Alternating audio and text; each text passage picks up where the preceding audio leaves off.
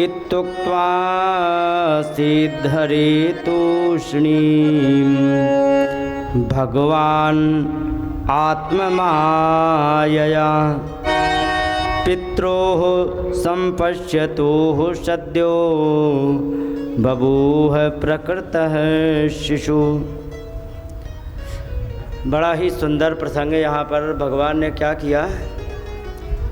भगवान ने कारागृह में माता और पिता को दर्शन दिया और माता पिता से कह दिया कि देखो हम जन्म लेने वाले हैं, मतलब छोटा शिशु बनने वाले हैं। आपको एक काम ये करना पड़ेगा कि मुझे यहाँ से गोकुल पहुँचाना होगा।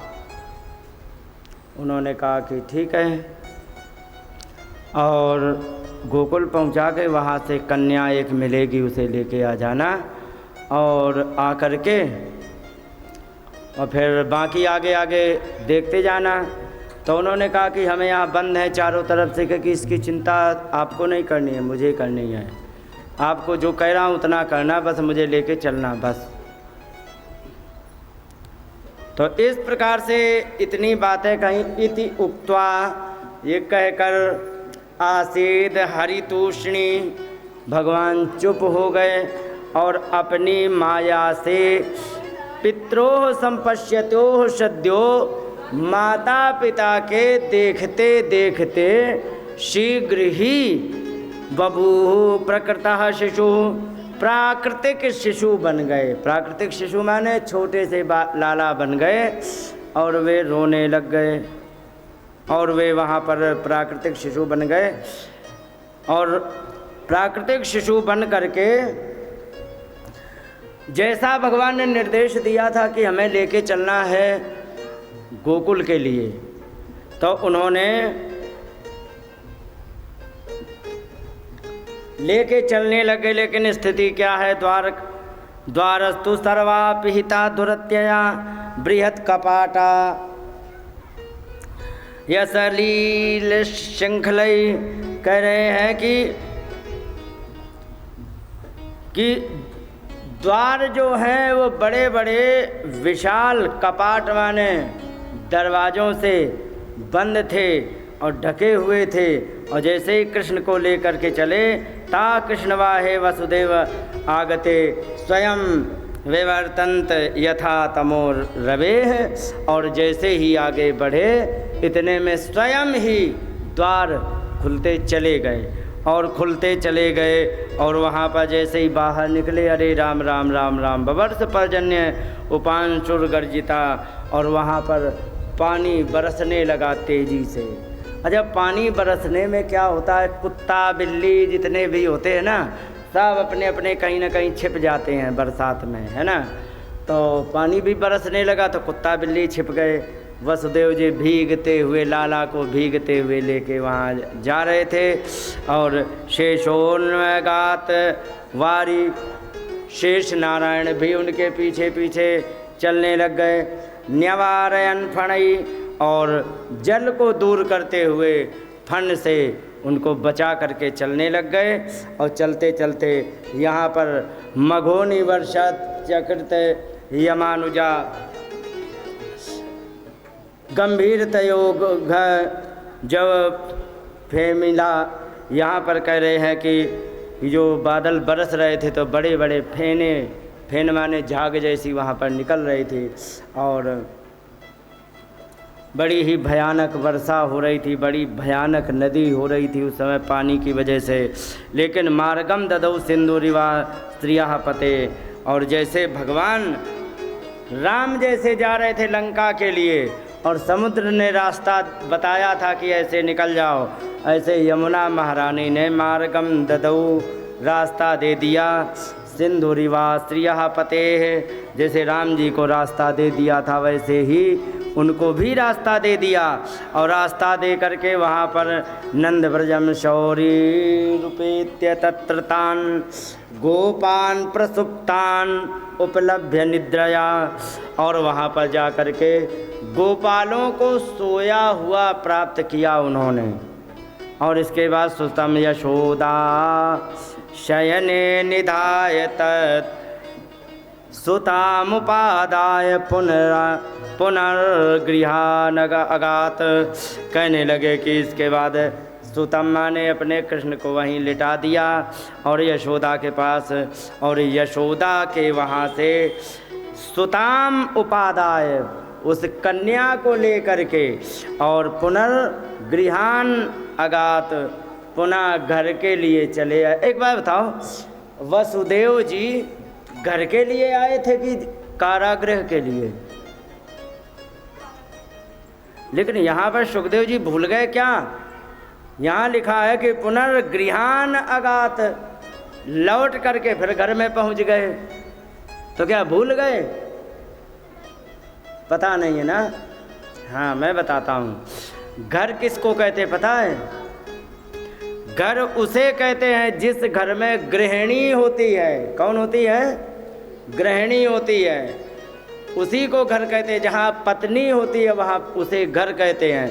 नहीं तो सच बताना, स्कूल बिल्डिंग बनी कि नहीं, इसको घर कहते हैं? उत्तर है नहीं। रेलवे स्टेशन बिल्डिंग बनी है, घर कहते हैं? नहीं कहते। एक झोपड़ी बनी वहाँ पति पत्नी रह रहे, उसे घर कहेंगे? उत्तर है हाँ। समझ गए? कहेंगे, क्योंकि ना गृहम गृहम इत्याहु गृहिणी गृहम उच्यते। घर को बने हुए दीवार और लेंटर को घर नहीं कहा जाता है। किसे घर कहा जाता है? गृहिणी गृहम उच्यते। जहाँ पर गृहिणी होती है वही घर होता है, भले ही वो कहीं पर झोपड़ी बना के रहे। समझ रहे हो? उसे घर कहते हैं। और वसुदेव जी की गृहिणी कहाँ थी? कारागृह में। तो कारागृह उनके लिए ही घर था। तो सुखदेव जी कह रहे हैं कि पुनर्गृहान अगात, पुनः घर के लिए वे लौट आए। समझ गए? और यहाँ पर जैसे ही यहाँ पर आए, देवक्याः सैन्यस्य वसुदेवोथ दारिकाम प्रतिमुच्य पदोर्लोहम आस्ते पूर्ववदावृतः। जैसे ही कन्या को देवकी को सौंप दिया, अपने आप उनके तुरंत ही उस सारे के सारे हथकड़ी, बेड़ी, द्वार, दरवाजे सब जैसे के तैसे बंद हो गए। और यशोदानंद पत्नी च जात परमद्भुत न तल्लिंगम परिश्रांता निद्रया भगत स्मृति। यहाँ पर एक बात कही गई है कि यहाँ पर यशोदा की जो पत्नी है ना, यशोदा माने नंद की जो पत्नी है, उन्होंने बच्चे को जन्म दिया। उन्हें यही पता नहीं लाला बहू की लाली भाई। लिखा है कि न तल्लिंगम परिश्रांता निद्रया अपगत स्मृति। उन्हें पता ही नहीं लगा कि कौन हुआ कौन नहीं हुआ। ले सच बताना, जिस आजकल तो कलयुग का प्रभाव ऐसा आ गया कि घर में अब बच्चे जन्म नहीं लेते हैं, अब अस्पताल में जन्म लेते हैं, जबकि सारा का सारा सिस्टम उल्टा है अस्पताल का। समझ रहे हो? घर में जो बच्चे जन्म लेते थे तो उसका ऐसा सिस्टम बनाया जाता था, वहाँ पर तुम्हें दवाई दी जाएंगी, ये फ्रूट खा लो, ये टॉनिक पी लो, ये कर लो। कहते हैं ना, खून की कमी लोहे की, आयरन की गोली ले लो, कैल्शियम कमी तो कैल्शियम की गोली ले लो, कहते हैं ना।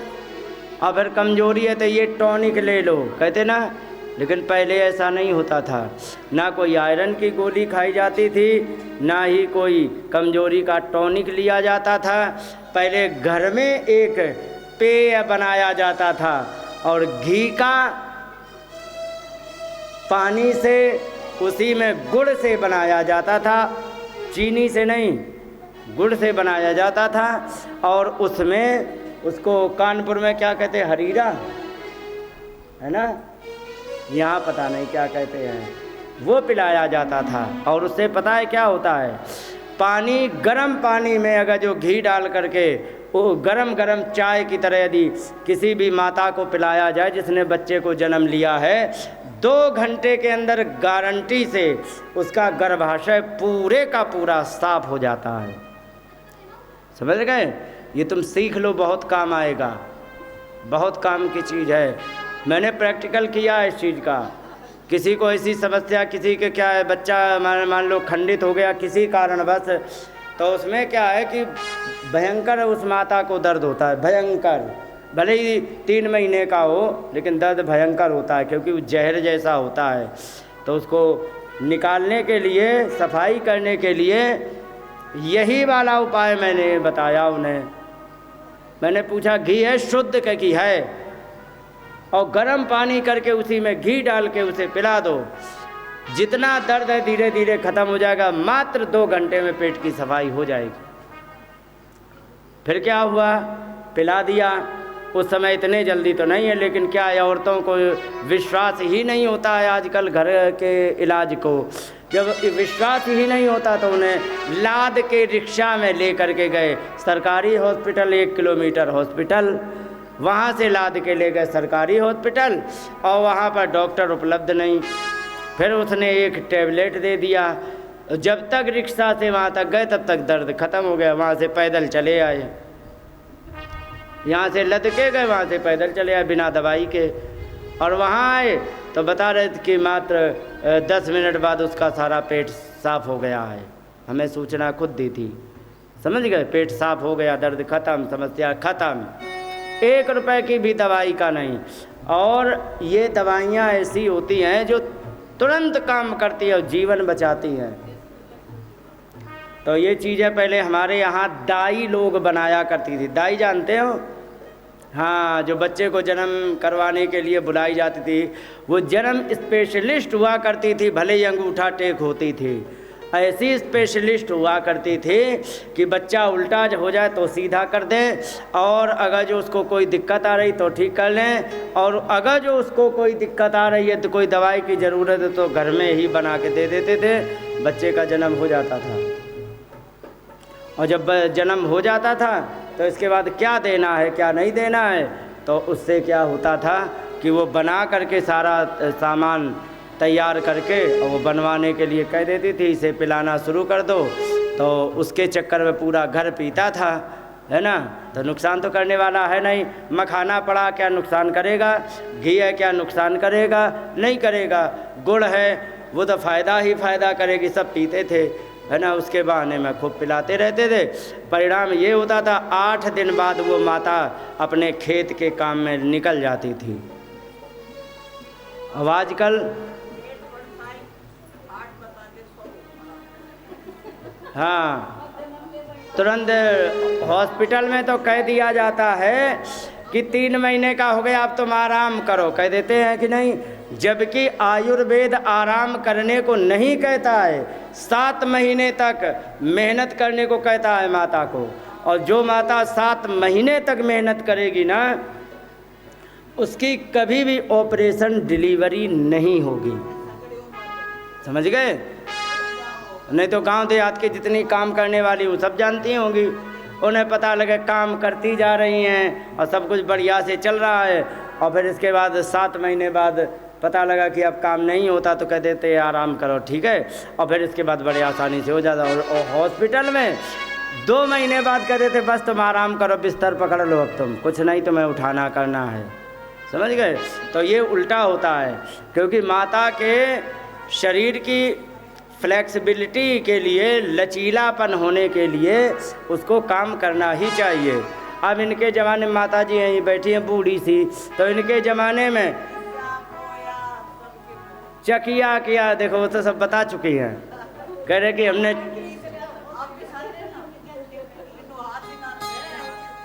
चक्की पीस करके खिलाती रही हमेशा।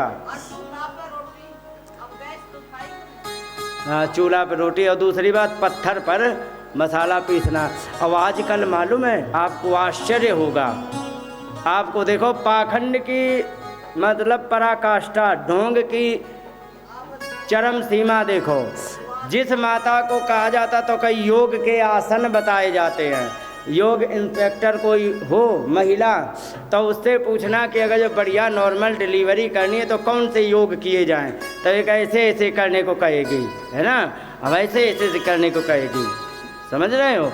और ये करने को क्यों कहते, क्योंकि इससे जो है ना ये पेट पर जोर पड़ता है, क्योंकि ऐसे जब धक्का देते तो पेट पर जोर पड़ता है, तो इससे क्या नसें ढीली रहती हमेशा, उसको हो जाता। और ये हमारी माताएं बिना पढ़े लिखे मसाला उसमें पत्थर में पीस के और चक्की चलाए वो अपने आप करती रहीं, और अपने आप करती रहीं तो कोई वैल्यू नहीं दी। अब वे योग इंस्पेक्टर बन गई हैं तो उनकी वैल्यू फीस दे दे के सीखने जाते हैं। कितना पाखंड हो गया है, समझ रहे। सिस्टम क्या है एलोपैथिक में, पहले वो कारण को ख़त्म कर दो, पहले वो कारण को ख़त्म कर दो। कौन से, जिनसे व्यक्ति निरोगी रहता हो, जैसे कि पत्थर चलाना, सिलबट्टा चलाना, इनको ख़त्म कर दो। इसके बाद वही चीज़ लागू कर दो पैसे दे के। और आपको आश्चर्य की बात सच बताना, सभी लोगों को पता होगा, अपने यहाँ पत्तल में बारातों में खाया है कि नहीं खाया, सबने खाया, प्रत्येक ने। अब आपको पता है जर्मनी में एक ने पत्तल बना के उसको काट छाट करके वो पेटेंट कराते घूम रहा, कह रहा कि देखो हमने बढ़िया पेटेंट, हमें पेटेंट दे दो, हमने बढ़िया खोज की। क्या साहब, पत्तों में खाओ तो बड़ा लाभकारी भोजन होता है। उस मूर्ख व्यक्ति को कौन बतावे कि हमारे यहाँ से मनु शतरूपा के ज़माने से पत्तल चल रहे हैं, वो पेटेंट लेते घूम रहा है। जितनी भी विद्याओं को अंग्रेजों ने पेटेंट कराया, जितनी भी, सारी की सारी विद्याएं अपने भारत की वो हैं जो हम तुम लोग रोज चलते फिरते फॉलो करते हो, समझ रहे हो। वे पेटेंट कराते घूम रहे। हमारे नाना दादाजी जाने कितने बार कह के चले गए, लाला नीम की पत्ती खाओगे निरोगी रहोगे। अमेरिका में पेटेंट लेने के लिए तैयार हो गया। यहाँ पे वो तो अच्छा हुआ, क्लेम कर दिया कि तुम क्या पेटेंट ले रहे हो, हमारे यहाँ ज़माने से चल रहा था, तुम्हारी खोज कहाँ से हो गई, तो हमारी खोज हो गई, तो उसका पेटेंट रद्द हुआ। हल्दी का, नीम का, इनके पेटेंट रद्द करवाए गए कि इसका पेटेंट क्या हो। पेटेंट हो जाता ना, तुम दवा बना के बेच नहीं सकते थे। नीम के निबोली का तेल निकाल करके चाहो कि मार्केट में बेच ले, तुम पे केस कर देता वो, समझ रहे हो। इतना नीचतापन का काम हो रहा था अमेरिका में, और जबकि हमारे यहाँ ज़माने से तेल निकाला जा रहा, ज़माने से पत्तियों से इलाज हो रहा, ज़माने से नीम की छाल को घिस करके और फोड़े फुंसी में लगाने का ट्रीटमेंट ज़माने चल रहा, वो पेटेंट लेते घूम रहा था। ये चीज़ें हैं। अब उससे होता क्या, अगर जो कोई भी दवा तुम बनाते नीम के उससे, तो नीम का ग्रेडियंट डाल के दवा बना करके बेचना चाहते तो आप बेच नहीं सकते थे, क्योंकि उसका पेटेंट हो गया है। ये मैंने पेटेंट कराया, मैंने खोजा, तुमने कैसे बेच दिया, ये है। फिर उसको दिखाएंगे चरक संहिता, वाग्भट संहिता, तो ये चीज़ें हैं। तो आजकल जितना भी पढ़ाई लिखाई के चक्कर में सत्यानाश हो रहा है ना, इसी से जिंदगी खत्म होती चली जा रही है। और यहाँ पर अच्छा एक बात बता, किसी माता के यहाँ अगर जो कोई माता बच्चे को जन्म दे रही है तो क्या वो घर वालों को चैन से सोने देगी उस दिन? खुद अल्लाह मचाएगी। लेकिन ये होगा कब, जब घर में होगा। अब आजकल घर में होता ही नहीं है, सब लाद ले जाते हैं। वहाँ जैसे ही दर्द किया तुरंत इंजेक्शन दे दिया। मालूम है कैसे काला बाजारी चल रही। मान लीजिए कि उसे नॉर्मल डिलीवरी में 5,000 मिलेंगे, ऑपरेशन डिलीवरी में 20,000 मिलेंगे, और पेशेंट कोई है नहीं, खाली है, तो क्या करें? अरे इसी से 20,000 धर लो। कैसे धरो? जैसे ही दर्द हो तो दर्द का इंजेक्शन दे दो, दर्द ख़त्म हो गया। फिर कहीं दर्द हो ही नहीं रहा तो फिर कैसे हो? और बच्चा को जन्म देना है जबकि दर्द का मारने का इंजेक्शन दे दिया और बच्चा का बगैर जन्म देने में बिना दर्द के जन्म होता ही नहीं है। तो कहेगी दर्द भी नहीं हो रहा है, बच्चा जन्म भी नहीं ले रहा, टाइम पूरा हो गया है, ऐसे तो फिर उसके घर वालों को बुलाया जाता है, ऐसे तो तुम्हारे इसके जान जा सकती है, ये जा सकती है, फिर उसे घबराया जाता है, फिर उससे कह दे पूछते कि फिर क्या इलाज है, फिर कुछ नहीं, ऑपरेशन करके निकाल देंगे। ऑपरेशन करके निकाले हुए बच्चे का जिंदगी भर उसके चेहरे में चमक नहीं आती है। ध्यान रखो, जो बच्चा ऑपरेशन डिलीवरी से होता है जिंदगी भर उसके चेहरे में चमक नहीं आती है, समझ गए। और उस माता को जिसने जन्म दिया है वो जिंदगी भर के लिए दर्द के शिकार हो गई, जीवन भर उसको दर्द होगा, अब कोई इलाज नहीं है, समझ गए। तो ये चीज़ें होती, और पूरे हार्मोन डेवलप नहीं हो पाते, पूरा सिस्टम एक्टिव नहीं हो पाता। बच्चे के जन्म लेते ही माता का दूध आता है, और जब बच्चे ने जन्म लिया ही नहीं है, वो तो पेट काट के निकाला गया है, तो माता का दूध भी नहीं आ पाता है ढंग से, समझ गए।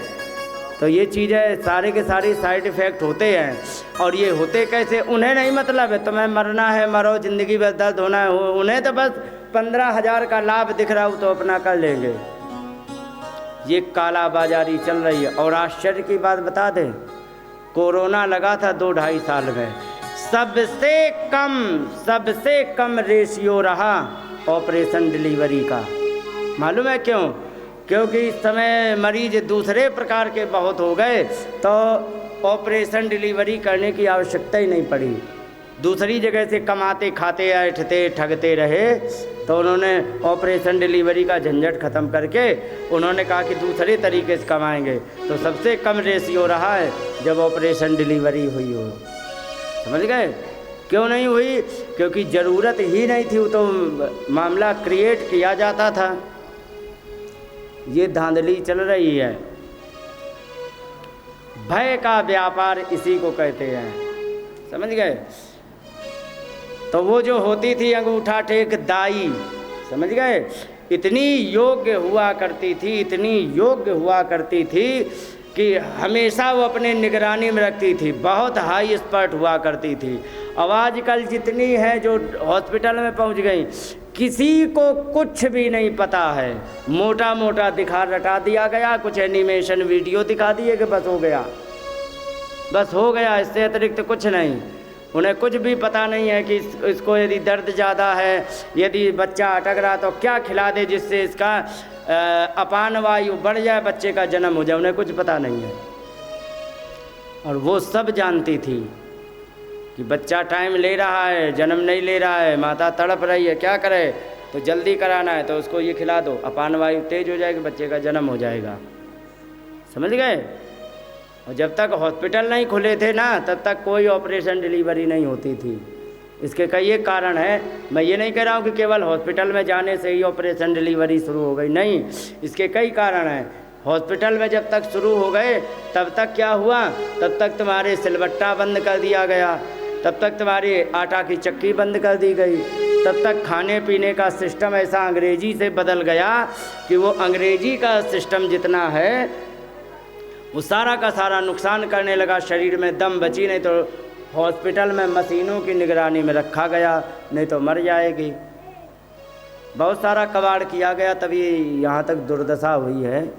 इसमें सारे डॉक्टर अगर जो कह दें कि सारे के सारे डॉक्टर ऐसे ही हैं तो ये कहना गलत है। हाँ, 100 में 5-6 डॉक्टर हैं ऐसे जो ये काला बाजारी करते हैं, लेकिन बदनाम सब हो जाते हैं, समझ रहे। बहुत से डॉक्टर ऐसे अपने जेब से पैसा लगा देते, अपनी तरफ से दवाई देते थे, जाओ तुम्हारी ज़िंदगी बच जाए, याद रहे तो दे जाना, नहीं तो कोई फ़र्क नहीं है, समझ गए। वैसे भी डॉक्टर है, और ऐसे भी डॉक्टर है कि तुम्हारी लाखों की दवाई फ्री में कर देंगे, न तो वृंदावन में चले जाओ, हाई क्लास की दवा कृपालु महाराज में फ्री में होती है, दवा भी वहीं दी जाएगी। एक और है हॉस्पिटल रामकृष्ण मिशन, लेकिन उसमें कुछ दवा जो है वो खरीद करके लानी पड़ती, कुछ हॉस्पिटल में मिल जाएगी, बाकी सारा फ्री रहेगा। तो उसमें कुछ पैसा लगता है, जो बिल्कुल 0 पैसे से इलाज कराना तो कृपालु महाराज के हॉस्पिटल में चले जाओ, तो ऐसा नहीं है कि सारे डॉक्टर ऐसे हैं। खराब तो 5% होते हैं, बदनाम सब हो जाते हैं, समझ गए। तो यहाँ पर न तल्लिंगम परिश्रांता निद्रयापगत चेत स्मृति। यशोदा मैया को पता ही नहीं लगा लाला भाई की लाली भाई, और इस प्रकार से उन्हें पता ही नहीं लगा। तब तक नंद बाबा आए और आ कर के उन्होंने उठाया और उठा करके लेके चले गए, उन्हें पता ही नहीं। सब भगवान की माया से चल रहा था। और बहिरंतपुरद्वार सर्वा पूर्ववधावृता ततो बाल ध्वनि श्रुत्वा गृहपाला समुत्थिता। इसके बाद जैसे ही अंदर गए तो अंदर जा कर के जो दरवाजे थे वो भी बंद हो गए, हथकड़ी पेड़ी लग ही गई। और इसके बाद जैसे ही माता देवकी के हाथ में वो योग माया को दिया गया, तो योग माया को दिया गया, योग माया ने भी जान लिया कि अपना काम पूरा हो गया, अब आगे की कार्यवाही प्रारंभ की जाए। तो तुरंत उन्होंने रोना शुरू किया। तो यहाँ पर लिखा ततो बाल ध्वनि श्रुत्वा, बच्चे की ध्वनि सुन करके गृहपाला समुत्थिता, सारे के सारे द्वारपाल हड़बड़ा के खड़े हो गए। अरे खड़े हो खड़े हो खड़े हो खड़े हो, क्या हुआ? अरे कंस को मारने वाले ने जन्म ले लिया, जन्म ले लिया, जन्म, चलो चलो चलो। सारे खड़े हो गए और सारे खड़े हो करके और वहाँ पर जा करके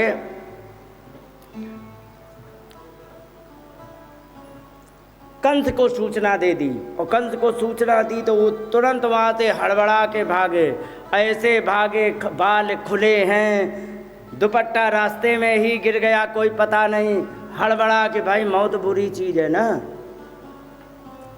उन्हें पता लग गया कि हाँ आज मुझे मारने वाला जन्म ले रहा है, वो बच गया तो मैं नहीं बचूंगा, इसलिए मैं उसे मार डालूं। तो तुरंत सतलपात तूणमुत्थाय कालो यमेति विह्वला, मेरा साक्षात काल ने जन्म लिया। इस प्रकार से व्याकुल होकर के वहाँ से भगे। और सूति गृहम अगात तूर्णम प्रस्खलन मुक्त मूर्धजम, फिसलते हुए उठते फिसलते गिरते हुए वहाँ पर पहुँच गए। और जा कर के और जैसे ही देखा, किसने? देवकी ने, कि आ गया हमारी छोटी सी बच्ची की जान लेने के लिए। तो तमाह भ्रातरम देवी कृपणा करुणम सती श्रुषेय तव कल्याण स्त्रियम माहन तुम अर्हसि। कहने लगे कि सुनो, बड़े दीन होकर के, दुखी होकर के हाथ जोड़ के कहने लगे कि सुनुषे, सुनुषा कहते हैं बहन को, ठीक है। सुनुषा माने होता है बहन, और सुनुषे माने होता है बहन के बच्चे, माने भांजे और भांजी। तो सुनुषे तव कल्याण, हे कल्याण तुम्हारी ये सुनुषे है, माने तुम्हारी भांजी है। स्त्रियम, ये छोटी सी बच्ची है, स्त्री है। माहन तुम अर्हसि, इसको मत मारिए, क्योंकि तुमने बहु हिंसिता भ्राता शिशवा पावकोपमा, तुमने बहुत से हमारे बच्चे मार डाले हैं। और त्वया देव निशिष्टेन पुत्रई कई का प्रदीयताम, कहने लगा कि तुम्हें जो देवता ने कहा था तो उसके चक्कर में तुमने हमारे बहुत से बच्चों को मार डाले। कैसे बच्चे मार डाले? क्योंकि पावक उपमाम, उपमाह, पावक उपमाह माने अग्नि के समान। अग्नि का मतलब क्या होता है? अग्नि के लक्षण दो होते हैं, एक तो चमकीली होती कि नहीं, चमचमाती हुई। दूसरा लक्षण ये होता है कि वह अग्नि बहुत ही पवित्र होती है, ठीक है। कुछ चीज़ें बहुत पवित्र होती हैं। कौन कौन? एक पवित्र होती है अग्नि, एक बहुत पवित्र होता है सोना, इसमें किसी भी प्रकार की कोई गंदगी नहीं। एक बहुत पवित्र होती है कन्या, ये हमेशा पवित्र ही होते हैं। और हमारे अग्नि के समान निर्दोष बच्चे, जिनमें किसी भी प्रकार का कोई भी दोष नहीं था, और तुमने उनको मार डाला, क्योंकि देवता ने कहा था। लेकिन ये एक पुत्रिका एका प्रदीयताम, एक पुत्री बची है, इसे ही हमें कम से कम दे दो। लेकिन नन्नो हम ते यवर्जादीना हत सुता प्रभो दातुमर्हसि मंदायांगे माँ चरमाम प्रजाम। तो कहने लगे कि देखो, तो ननु अहम ते अवर्जा, मैं तुम्हारी छोटी बहन हूँ और बड़ी दीन हूँ, बहुत दुखी हूँ। हत सुता, हमारे सारे के सारे बच्चे मारे गए। हे प्रभु, प्रभु माने हे समर्थवान भैया, दातुम अर्हसि, हमें दे दीजिए मंदाया, मुझ जैसी अभागिनी को। हे अंग माने हे भैया, इसमें हे अंग, हे भैया, इमाम चरमाम प्रजाम, इस हमारी अंतिम संतान को कम से कम तो हमें दे दो। लेकिन उसे कहाँ सुनाई पड़ रहा था? उसे तो ये लग रहा था बस हमारा काल है, हमें तो मारना है। तो भैया उसको भी नहीं माने, जबरदस्ती छीन ली। जब वो देने के लिए मना किया तो उसने पैर पकड़ के झटक लिया। तो ताम गृहीत्वा चरणयो जात मात्रम स्वसुः सुताम, जिसने मात्र भी जन्म ही लिया है उसको चरणयो गृहीत्वा, पैरों से पकड़ लिया। और अपोते छिला पृष्ठे स्वार्थोन्मूलित सौहृदा, और उसने पत्थर पर पटकने के लिए ऐसे उठा लिया। और उठा करके जैसे ही पटकने का प्रयास किया तो सातद हस्तात समुत्थाय समुत्पत्य सद्यो देवांबरम गता, और जैसे ही पटकने का प्रयास किया तो हाथ से छूट करके आकाश मार्ग में चली गई। और जा करके वहाँ पर 8 भुजाओं की देवी बन करके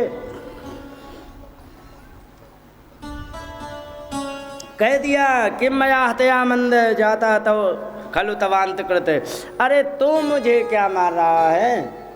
तुझे मारने वाले ने तो जन्म ले लिया और व्यर्थ में तू क्यों मारता है? अब वहीं कारागृह में तो था ही, कहीं दूर तो गया नहीं था। तो वहीं पर तुरंत देवकी वसुदेवम च विमुच्य प्रस्तृतो ब्रवीत, तुरंत देवकी और वसुदेव को छुड़वा दिया कारागृह से। और छुड़वा करके वहाँ पर बड़ा गिड़गिड़ाया है। कहने लगे कि यहो भगिन यहो भाम मया वाम बत पाप मना, हे भगिनी बहन, हे भाम माने बहनोई, मैं मुझे जैसे पापी ने राक्षस की तरह तुम्हारे बहु हिंसिता पुत्र सुता बहुत से पुत्रों को मार डाला है, और मैंने तुमसे कोई भी दया ना दिखा करके और तुम्हारे सारे बच्चों को मारा है। तो ये बताओ कान कान लोकाम वह गमिष्यामि ब्रह्म हे वह मृतम श्वसन, कौन से लोक में मैं जाऊंगा मुझे खुद पता नहीं है। नरक में जाऊंगा या नाली का कीड़ा बनूंगा। और इस प्रकार से जब वहाँ कहा देवम, और एक बात और उसने बड़ी विचित्र कही कि देखो तो बड़े आश्चर्य की बात कही। क्या कही? देवता भी झूठ बोलते हैं। दैवम अप अनृतम वक्ति मर्त्या एव केवलम न मर्त्या एव केवलम। कहने लगे कि देखो तो देवता भी झूठ बोलते हैं, केवल मनुष्य ही झूठ नहीं बोलते। यद विस्त्रम्भाद हम पाप ससुर निहितवान शिशून, जिनके का विश्वास करके मैंने अपनी बहन के बच्चों को मार डाला। और देखो तो फिर बाद में वेदांत सुनाने लगा। चिंता सोचो मत क्या करे, ऐसा ही होता है जैसा विधाता ने रचा होता है ऐसा ही होता है। जंतुओं न हृदय कत्र दैवाधीन तदासते, सारे के सारे देवता के अधीन आज ज्ञान दे रहा जब बच्चों को मार डाला, लेकिन ये तब ज्ञान नहीं आया कि जब सारा का सारा देवता के अधीन संसार है, तो हम व्यर्थ में बच्चों को क्यों मारे? मुझे मरना होगा तो मर जाएंगे, नहीं मरना, तब ज्ञान नहीं आया। ना ना ना ना ना, वो ज्ञान तब आया जब उसके पास रास्ता नहीं रहा। समझ गए? ये चीजें होती हैं। एक आचरण का ज्ञान होता है, आपको पता है, एक आचरण का ज्ञान होता है और एक बकने का ज्ञान होता है। समझ गए? आचरण के ज्ञान में एक विशेषता ये होती है कि आचरण का ज्ञान हमेशा हर परिस्थिति में ज्ञान के ही भरोसे आगे बढ़ता रहता, किसी का कोई अहित नहीं करता। पता लगा कि वो हमारा बिगाड़ना चाह रहा, लेकिन ज्ञानी है तो जान जाएगा कि क्या ज़रूरत है, वो अपनी करनी बिगाड़ रहा है, हमें आगे बढ़ना है। भगवान को यदि आगे बढ़ाना है तो वो तो बढ़ाते ही रहेंगे, इसके बढ़ाने बिगाड़ने से क्या हो सकता है। लेकिन मूर्ख होगा तो तुरंत उसके पीछे पड़ जाएगा। लेकिन ये होगा आचरण का ज्ञान, तो वो हमेशा याद रखता है। लेकिन एक ज्ञान वो होता है, कौन सा? बकने वाला। अपनी बारी आई सारा ज्ञान किनारे, कोई ज्ञान नहीं, और जब दूसरे की बारी आई तो तुरंत ज्ञान सुनाने लग जाते हैं। तो ऐसे ज्ञानियों की इज्जत नहीं होती है। क्या चीज़? हाँ, तुमने अनुभव किया कि नहीं किया? आदमी दारू पी करके अगर जो आ जाए तो कभी कभी बहुत बढ़िया ज्ञान की बात कर देता है। समझ गए? बहुत बढ़िया ज्ञान की बात कर देता है। तो सच बताना, अगर बढ़िया ज्ञान की बात कर देता है तो कितने लोग उसे गुरुजी मान लेते, बताओ? नहीं मानते। मालूम है क्यों? अगर जो इतना ही ज्ञानी होता तो दारू पी के क्यों बैठा होता? समझ गए? इतना ही ज्ञानी होता तो दारू पी के नहीं बैठा होता। वो तो दारू का ज्ञान है, उसका ज्ञान नहीं है। तो ये चीज़ें होती हैं। तो एक आचरण का ज्ञान और एक होता है बकने वाला ज्ञान। तो ज़्यादातर आजकल बकने वाले ज्ञान ज़्यादा चल रहे हैं, और बकने वाला ज्ञान आदरणीय नहीं होता है। आचरण का ज्ञान आदरणीय। भगवान ने किसी को भी उपदेश नहीं दिया, राम जी ने, ठीक है, किसी से नहीं कहा क्या करना चाहिए क्या नहीं करना चाहिए, उन्होंने करके दिखाया। समझ गए? उन्होंने बक के नहीं सुनाया, करके दिखाया। तो उनकी देखा देखी में वो भी करने लग गए। तो कहने का मतलब ये है, एक तो आचरण से ज्ञान दिया जाता है, एक बक के ज्ञान दिया जाता है। तो जो आचरण का ज्ञान होता है वो बड़ा स्थायी होता है, टिकाऊ होता है। इसके बाद उन्होंने क्षमा मांगी। क्षमा मांगने के बाद आगे कहने लगे, तस्मात् भद्रे स्वतन्यान मया व्यापादि तानपि मानुषोच यथा सर्व स्वकृतम विन्दते वशः। कहने लगे कि इसलिए हे भद्रे, हे बहन और बहनोई, आप, उसके बहन के लिए कहा भद्रे, हे बहन आप सोच मत करो, क्योंकि सारा का सारा संसार परवश होकर के दूसरे के वशीभूत होकर के सारे कर्म करता रहता है। इसलिए आप मुझे फिर इसके बाद क्षमध्वम माम दौरात्म्यम साधवो दीन वत्सला, हे आप लोग साधु हो, दीनों पर दया करते हो, इसलिए हमें क्षमा कर दो। और इसके बाद यहाँ पर दोनों बहन और बहनोई के चरणों में पड़े, और चरणों में पढ़ करके मोचयामास निगडात विस्त्रब्ध कन्यका गिरा। उन दोनों को निगड़ माने हथकड़ी और बेड़ी से मोचयामास छुड़ा दिया, और छुड़ा करके वसुदेव देवकी को और वहाँ से छोड़ करके केवल सौहार्द दिखाने के लिए, लिखा है दर्शयन आत्म सौहृदम, अपना सौहार्द दिखाने के लिए, सच बताना, प्रेम किया जाता कि दिखाया जाता है? किया जाता, दिखाया, दिखाने में तो पाखंड होता है। समझ गए? पाखंड, दिखाना पाखंड होता है। किया जाता है प्रेम। अच्छा, साधु बना जाता है या हुआ जाता है? बताओ क्या करे हैं? बना जाता है तुम्हारे हिसाब से हैं? No comment. तुम्हारे हिसाब से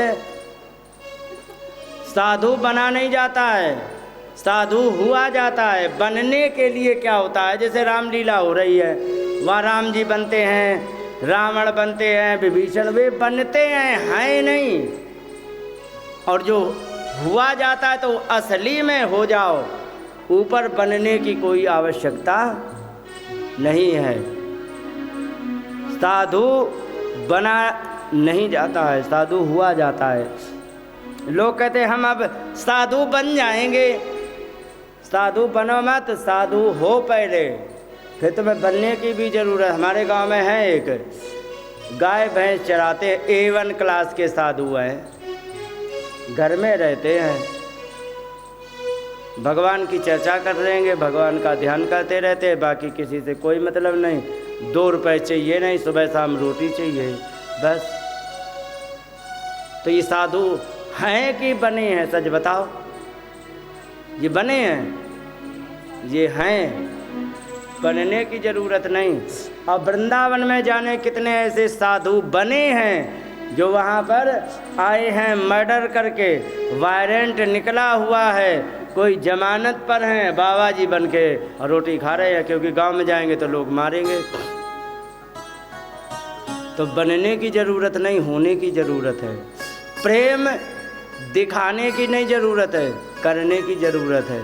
और जब प्रेम वास्तव में हो जाता है तो कितना भी छिपा वो दिखाई पड़ जाता, होता है कि नहीं? लेकिन जो दिखाया जाता है प्रेम तो होता बिल्कुल नहीं है। और यहाँ क्या लिखा है? यहाँ कह रहे हैं कि दर्शयन आत्म सौहृदम, अपना सौहार्द दिखाने के लिए है नहीं। इस प्रकार से उनको छुड़वा दिया। इमरजेंसी मीटिंग की गई तो वहाँ पर सब चल रहा था। अब यहाँ पर विप्रा गावाश वेदश तपा सत्यं तमा क्षमा श्रद्धा दया तितिक्षा च कृतवश्च हरेस्तनु। कहने लगे कि वहाँ पर उसने बहुत सी चीज़ों को बंद करवाने का आदेश दे दिया। क्या क्या बंद करवाया? कि जो भगवान को बलवान करता हो उसे सब खत्म कर दे। मूलम ही विष्णु देवानाम यत्र धर्म सनातनम तस्य च ब्रह्म गो विप्रस्तपो यज्ञा सदक्षिणा, दक्षिणा सहित वाले यज्ञ और ये सारे के सारे। और क्या क्या आगे बताया गया है कि विप्रा गावश वेदश तपा सत्य दमा क्षमा श्रद्धा दया तितिक्षा च कृतवश्य हरेस्तनु।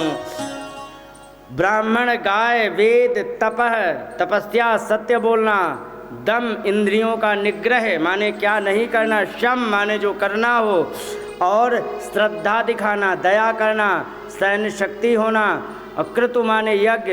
ये सब के सब भगवान के शरीर हैं। और इन सारे जो जान लिए कि भगवान के जो शरीर हैं वो सारे के सारे उसने आदेश दे के बंद करवा दिए। आदेश दे दिया कहीं भी कोई करे उसको सब समाप्त कर दो। तस्मात् सर्वात्मना राजन ब्राह्मणान ब्रह्मवादिनाम तपस्विना यज्ञशीलन गावश्च हन्मो यविदुघा। और यहाँ पर इस प्रकार से उसने नाश कर डालने का आदेश दे दिया इन सब का। जब नाश करने का आदेश दे दिया तो वहाँ पर सब जाकर उत्पात करने लग गए। कौन? कंस के अनुचर सब उत्पात करने में लग गए। जाके यज्ञ समाप्त कर रहे, कहीं कुछ कर रहे, कहीं कुछ कर रहे, सब उत्पात प्रारंभ हो गया। लेकिन अब यहाँ क्या हुआ इसको सुनो। कई कि नंदत्वात्मज उत्पन्ने जाता लादो महामना आहूय विप्रान वेद ज्ञान स्नातः सुचिर अलंकृता। इसके बाद नंद के यहाँ जन्मोत्सव का वर्णन किया गया है।